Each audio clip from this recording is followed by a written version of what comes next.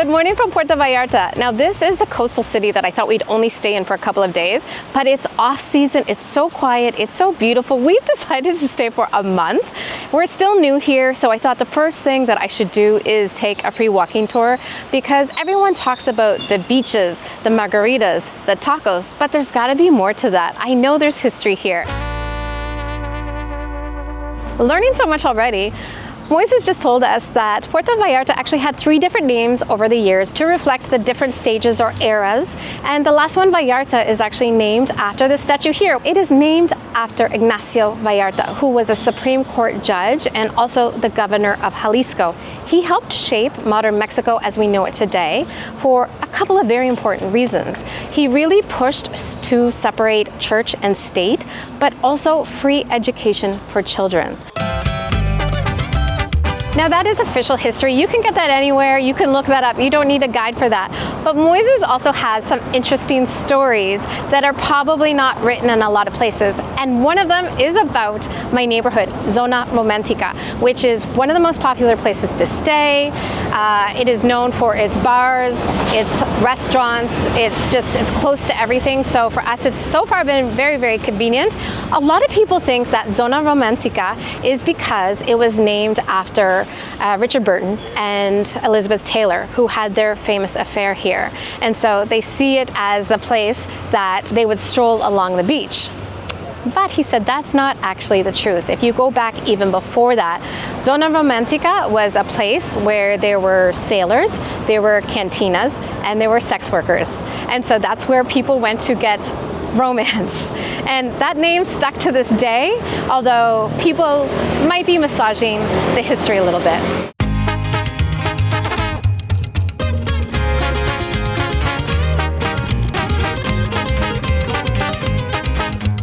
Now, of course, if you're coming to Puerto Vallarta, you are going to be going here, which is La Parroquia de Nuestra Señora de Guadalupe. And this is the community church, and it's really fascinating.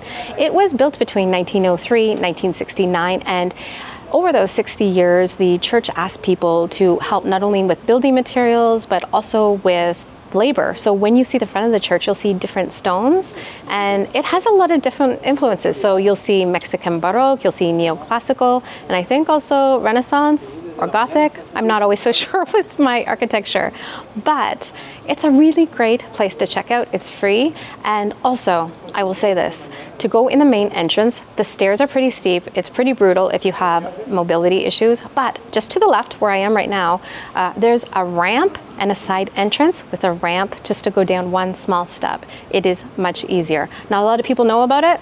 As you can see, I'm here by myself.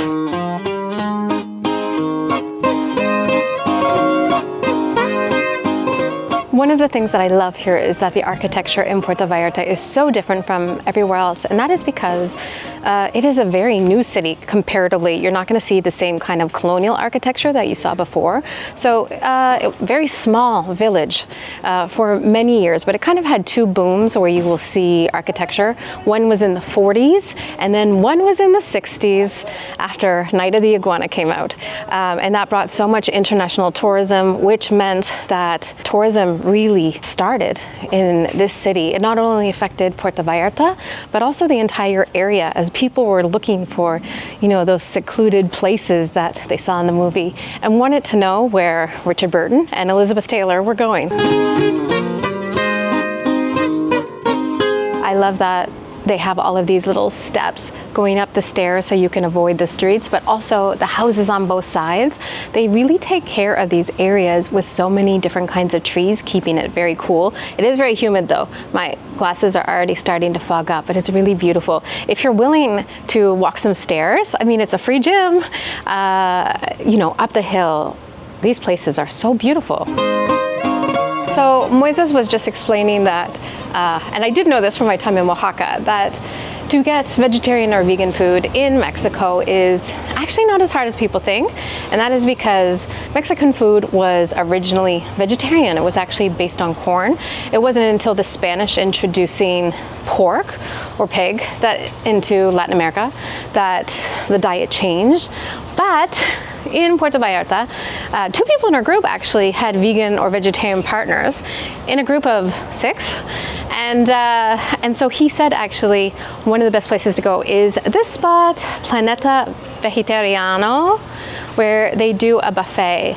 And so it's not just any kind of buffet. If you are feeling like you want to try Mexican food, traditional Mexican food, they do all of it, but they do it plant-based. So instead of like a traditional pork pozole, they will do one with mushrooms.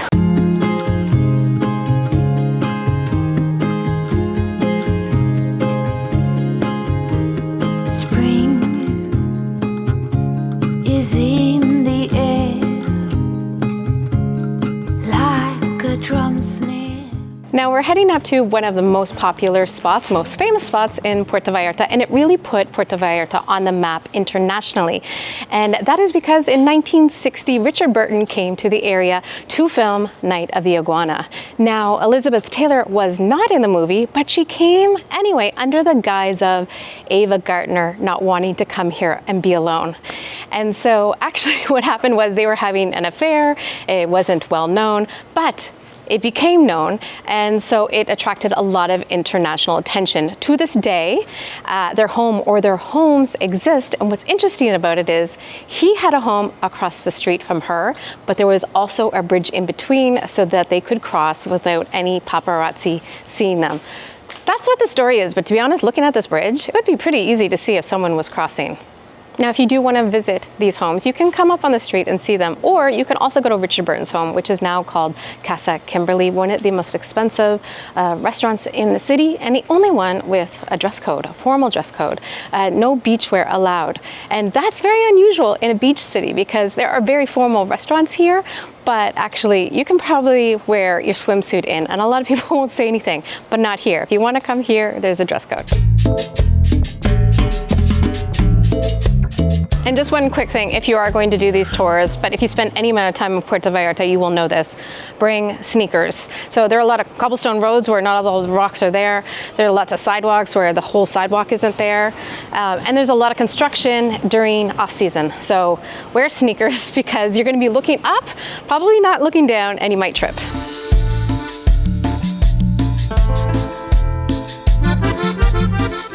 We made it to Isla Cuale, and I'm excited because I found this a couple of days ago making the video of the wrap-up of Puebla, 30 Days in Puebla, and it is so different than the rest of Puerto Vallarta. It is like this lush jungle right in the middle of the city, but also Moises told me that it's also a place that locals love, and there's a cultural center here, and on weekends there's an artisanal market.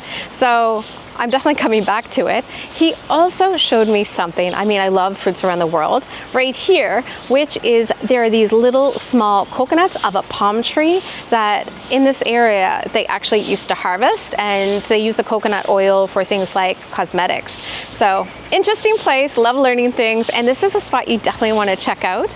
But also, he said next up we're going to the market, and it's supposed to be right by where we're staying. So I'm very interested in that.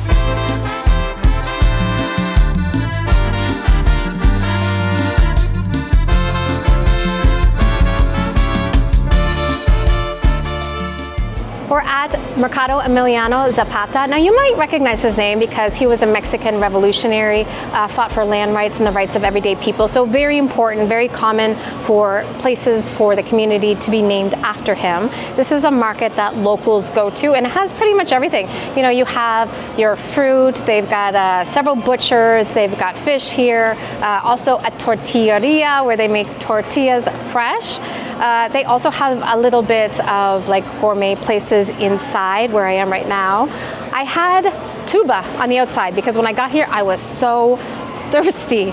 So it might be cloudy out, or was, but it's also very humid here because we're right on the water. And I saw tuba, it was only 20 pesos. Tuba is a fermented coconut sap drink. It is actually not Mexican, it's from the Philippines, came over during colonization, but is very well known here. You'll see people on the Malecon and they are serving it almost in these jugs. It is so good, cold. Sometimes they mix it with different things. You might see it with coconut cream or milk, but I like it plain. And then usually they add some nuts on top, which they did in mine, and then also some apples. So I just felt like it's like a good fermented drink. It can be alcoholic, but in Puerto Vallarta, I've heard that it's mostly just the fresh stuff. So it hasn't fermented to the point of alcohol yet. For 20 pesos, I'm pretty sure that was the fresh stuff, but I'm still thirsty. So I came inside the market to this fruit place, and they serve juice for a liter for 40. A liter for 40. So I got ciruela, which is a plum. I think it's called hog plum. And I'm just really thirsty, so I thought, let's get some juice.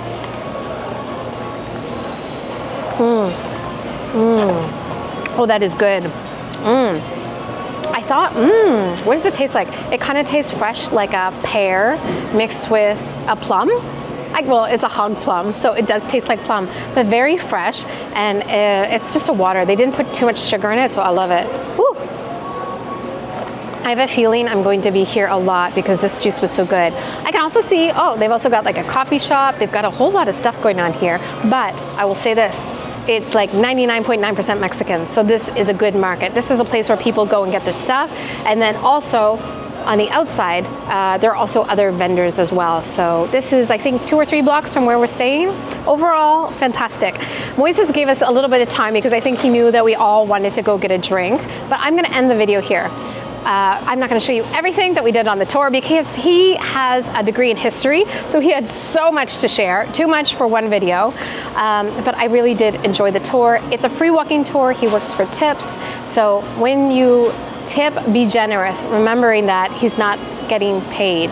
You know, a lot of these tour guides, they have a lot of experience, a lot of knowledge, they're sharing it with us, they're spending their time answering all your questions for 3 hours. I had a lot of them because I'm in this neighborhood, and I just think it's great. So tip well, have a good day, and I will see you in the next video from Puerto Vallarta.